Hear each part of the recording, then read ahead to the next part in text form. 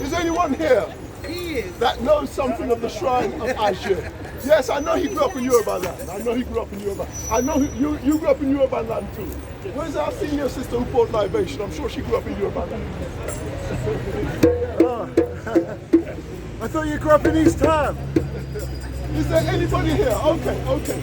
In the interim, let me just take this opportunity to introduce our guest of honor today.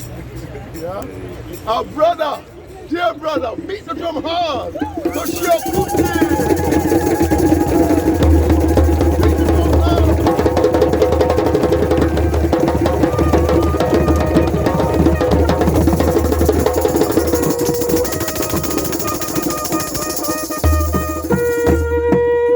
You see, Mike done now because battery dead.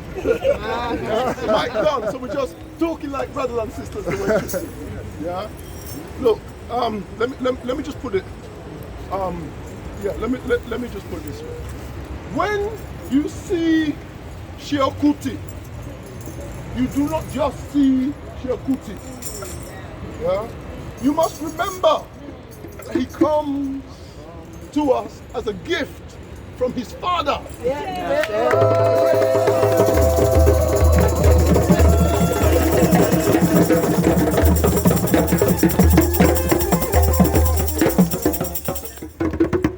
And you see, those of us who are drumming in this corner, and some of the others around as well, drummed with Baba Ade, Soso Wallace. Baba Ade, let's pick up the drum for Baba Ade.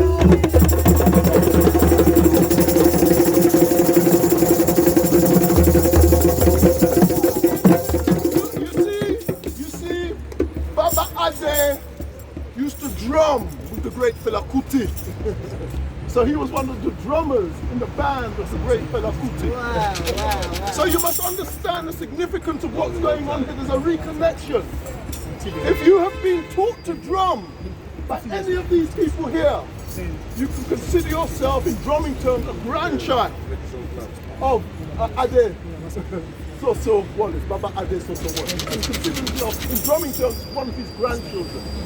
Yeah? It's important to understand this because you are part of what Fela Kuti created. Yeah?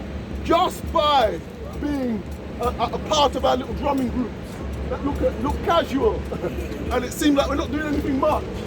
But the work that we're doing is very important.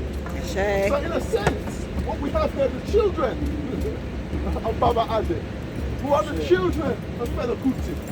And anybody they teach, are the grandchildren of Baba Ade and the grandchildren of Fela Kuti. But let me say this, that I don't want to get it wrong, so I'm going to ask our brother Seun to say it correctly, because you see, we remember Seun, we remember Fela, but some of us do not remember Fela's mother, the great liberation warrior.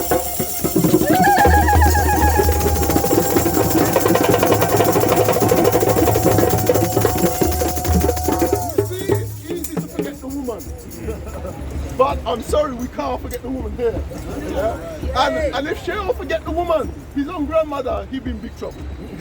So Seun has to come and just say something to us about your grandmother. Please, if you will.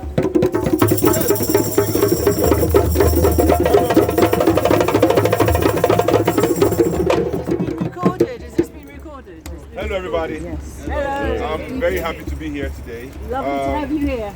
I saw a video of this shrines on Instagram.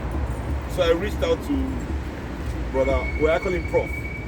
You know, because we don't wait for European institutions to bestow their awards on us before we know our own value. And if a man has done the work of a professor for our people, then he's a professor. We don't have to wait for Oxford or Cambridge to say so. You know, so we've been planning today for about a month or something more than that now, and I'm very happy that you all came out here.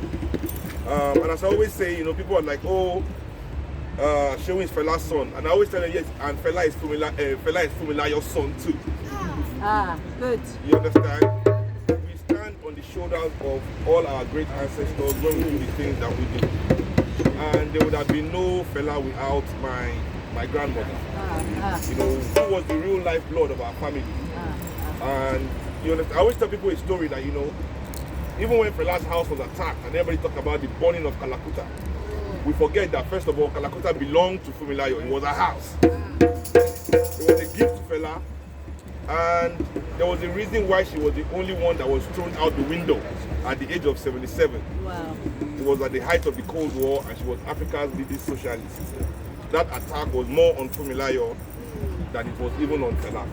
You know, I always say Fela was the excuse to get Fumilayo.